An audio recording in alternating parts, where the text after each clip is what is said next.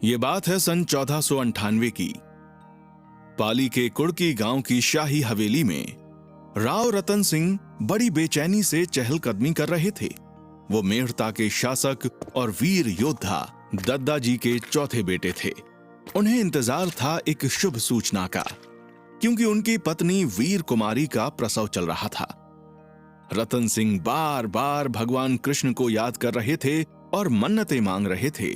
हे श्रीनाथ जी, रक्षा करना, सब ठीक से हो जाए, जल्दी ही जच्चा बच्चा की सलामती की शुभ सूचना मिले, मैं पूरे परिवार के साथ आपके दर्शन को आऊंगा।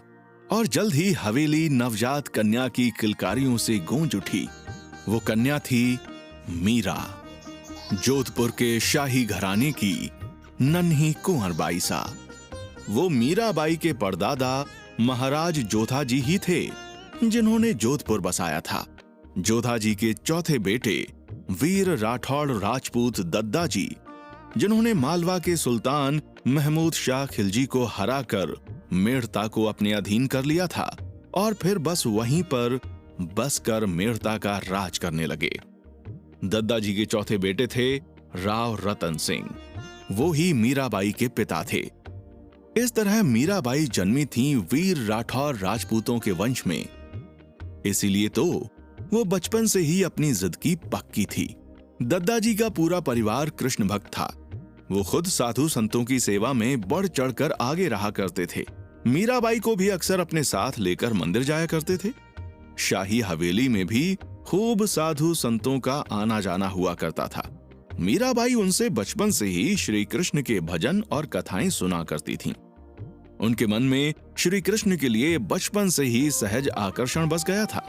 देखते ही देखते मीराबाई की उम्र 6 बरस की हो गई। एक दिन मीराबाई हवेली में अपनी मासा के कक्ष में खेल रही थी, तभी उसे बाहर से बाजे गाजे के साथ बारात जाने की आवाज सुनाई दी। मीराबाई दौड़कर झरोखे पर पहुंची। पीछे पीछे उनकी माँ वीर कुमारी भी आ गई। मासा, ये इतने सारे सजे धजे लोग नाचते गाते कहाँ जा रहे हैं? ये सब इतने खुश क्यों लग रहे हैं? और ये घोड़े पर सुंदर पगड़ी पहने कौन बैठा है? मीरा, ये बारात जा रही है। ये जो कुंवर जैसा लड़का बैठा है ना घोड़ी पे, ये दूल्हा है। इसी का ब्याह है। ये अपनी दुल्हन के घर जा रहा है उससे ब्याह रचाने। मासा, ये ब्याह क्या होता है? ऐसे ही एक बांका कुंवर सज धज कर दूल्हा बनकर घोड़ी पर सवार होता है। उसके साथ उसके सगे संबंधी परिवार वाले चलते हैं। सब नाचते गाते खुशियां मनाते जाते हैं। फिर वो उस लड़की के घर पहुंचते हैं जिससे दूल्हे का ब्याह होना होता है। वो भी अच्छे अच्छे कपड़े गहने पहनकर तैयार होती है। फिर पंडित जी दोनों के ब्याह की रस्में करते हैं, ठीक वैसे ही जैसे हमने की थी पिछले महीने, शालीग्राम और तुलसी जी की। और बस ब्याह हो जाता है। इसके बाद दूल्हा अपनी दुल्हन को अपने घर ले जाता है और फिर दोनों हमेशा प्रेम से खुशी खुशी साथ रहते हैं। सबका ब्याह होता है क्या मासा? हाँ मीरा, सबका होता है। तुम्हारा भी हुआ था? हाँ, मेरा भी हुआ था। तुम्हारे बाबा सासे ऐसे ही आए थे मेरे घर और मुझे ब्याह कर अपने साथ यहाँ मेड़ता ले आए थे। तब से मैं उन्हीं के साथ यहाँ खुशी से रह रही हूँ। फिर तो ब्याह होना बहुत अच्छी बात है ना? हाँ, बड़े सौभाग्य की बात है। तो फिर मेरा ब्याह क्यों नहीं करती? मेरा भी ब्याह करो ना। तेरा अभी ब्याह कैसे करूँ? इतनी छोटी है तू, बड़ी होगी तो तेरा भी ब्याह होगा। नहीं मासा, मुझे अभी ब्याह करना है, फिर मेरा भी दूल्हा आएगा। हमारी हवेली में भी ऐसी ही बारात आएगी। माँ, मेरा भी ब्याह करो ना। हे भगवान, कैसे समझाऊं इसे? अभी उम्र ही क्या है ब्याह की। अच्छा मासा, ये तो बताओ मेरा दूल्हा कौन है? कैसा दिखता है वो? क्या वो भी इस घोड़े पर बैठे कुंवर जैसा सुंदर है? बताओ ना माँ। मीरा, मुझे अभी नहीं पता तेरा दूल्हा कौन है और कैसा दिखता है। तुम झूठ बोलती हो मासा, तुम्हें सब पता है। बताओ ना, कौन है मेरा दूल्हा? मुझे देखना है अपने दूल्हे को।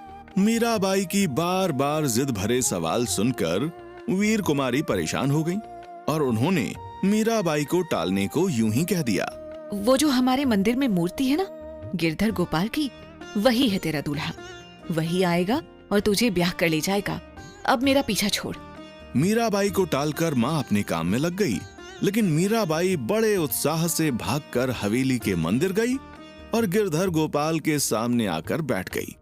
आज मीराबाई पहली बार श्री कृष्ण की सूरत को बड़े ध्यान से देख रही थी। आज मीराबाई की मासूम आंखों में श्री कृष्ण के लिए प्रेम था, अपनापन था, अधिकार भावना थी। आज से सारे जगत के स्वामी श्री कृष्ण छोटी मीरा के दूल्हे हो गए थे। सच्ची, मेरा दूल्हा तो उस बारात वाले दूल्हे से भी चाखा है। कितनी प्यारी मुस्कान, कितना सुंदर चेहरा।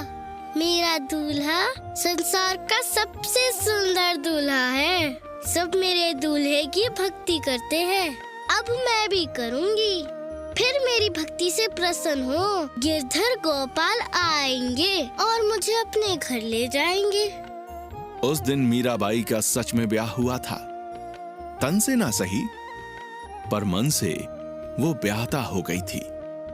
माँ के एक मजाक को मासूम मीराबाई ने विवाह के 7 वचनों की तरह अपने आंचल की गांठ में बांध लिया और फिर पूरी उम्र उन वचनों को एक पतिव्रता की तरह ऐसे निभाया कि वो दुनिया में प्रेम, भक्ति और समर्पण का प्रतीक बन गई।